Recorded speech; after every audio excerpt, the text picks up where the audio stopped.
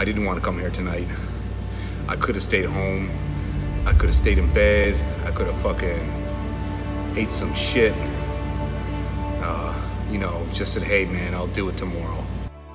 Oftentimes people confuse discipline with focus. And this is why that's important.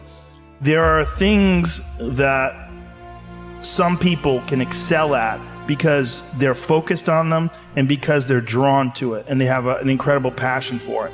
Versus, like, you tell a guy, like, hey, you're going to study to be an electrical engineer. It's like, I don't want to be an electrical engineer. Well, you got to have discipline. And so they don't have the drive and they don't get excited about it and they don't do. But if you tell that guy, whatever, you're going to be a golfer, and he loves golf and he's practicing every day and he becomes a professional golfer. And you say, well, I thought that guy didn't have any discipline. Well, it's not that he didn't have any discipline. He's just not interested in that other thing. I was never a disciplined kid, but I would find things that I loved and I was obsessed. And I always felt embarrassed by it because people would say, oh, your son, like to my mom, your son is so disciplined. And she'd be like, my son's fucking crazy.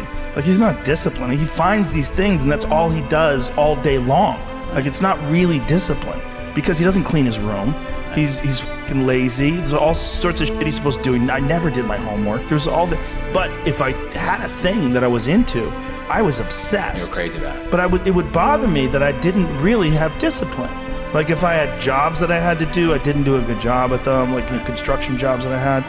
But when it came to martial arts... How did you find those things, though? How did you find those things? Did you stumble upon them? Just got lucky. Martial arts, I just got lucky. And it clicked with me, like, almost immediately. I became obsessed, and I wanted to excel at it. And so I was just doing it all day long. And I think the more you choose to embark in these struggles, especially physical and mental struggles, because I consider both martial arts, yoga, and actually even trail running, I consider the mental struggles as much as physical struggles. Like, because I could stop anytime I want. I'm halfway up the hill, I can go, fuck this, so I'm walking the rest of the way. Yep. Call my dog over, put him on the leash, I'm like, we're walking, buddy. Yeah. But, or you could say, no, this is what I'm doing today. I have a very clear plan in front of me. My plan is, we're doing 4 miles today. This is where we start. This is where we end. This is what we're doing. Sometimes when things are really hard to do, you think, oh my God, I gotta stop doing this. But once you do it and you complete it, you have a satisfaction, this sense of satisfaction that you did something really difficult that is irreplaceable. If I can look at myself and honestly say, hey, I blew it doing everything I could in my power to go where I wanted to go, I can sleep with that. What I can't sleep with is doing this for 20 years half-assed, never getting to where I want to be, and dying old, just going, man, what if I would actually push myself? There's no shame in losing at anything. The only shame in it is losing because you gave a subpar effort or anything less than the best effort you had. You have to want success in the gym as much as you want to breathe. If it's like breathing to you, you'll find a way to get it done. But if you want something bad enough, you can't let anybody tell you can't do something. Not even yourself.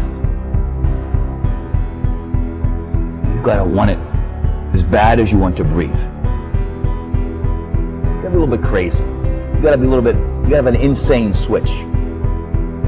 That's what it takes. And if you want it that bad, if you're willing to give it that much, you'll get a big piece of what you want. But the belief system you have to have. If you expect to lose, you will.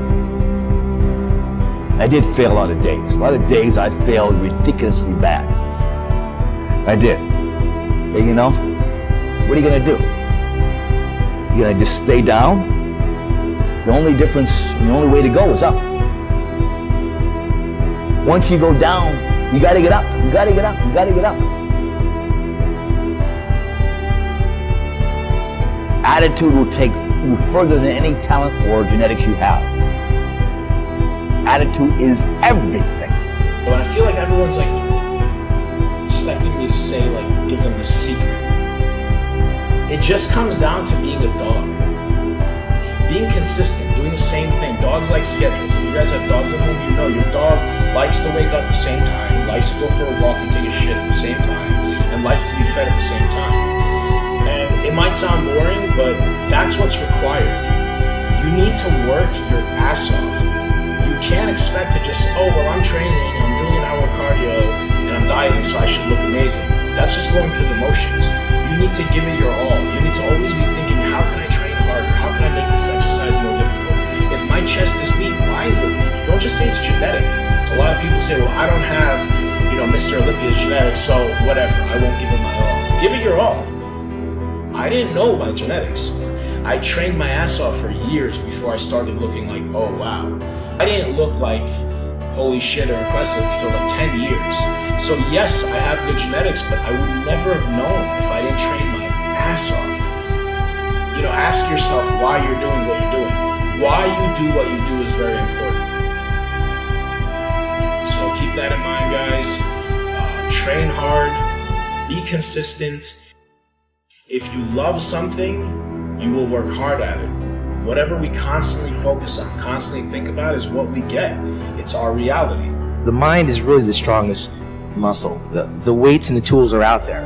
It's how you use them and where your mind takes you. But it really is a mindset for me. That's what separates my exercises, my training, and my philosophy.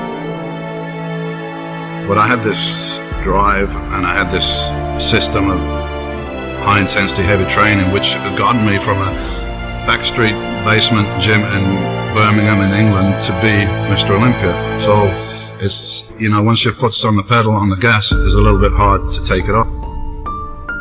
Stop making excuses, take control of your situation, and rise to your potential.